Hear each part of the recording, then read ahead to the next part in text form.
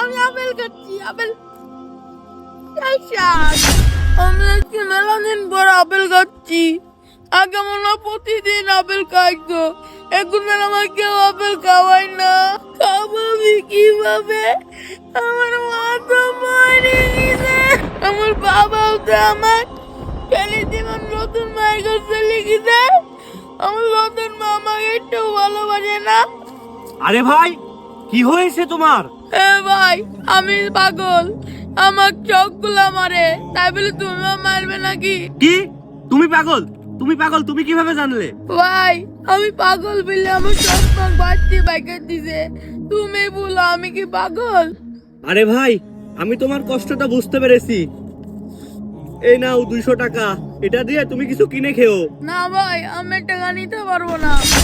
এই টাকার জন্য অনেক মানুষ পরিবর্তন হয়ে যায়।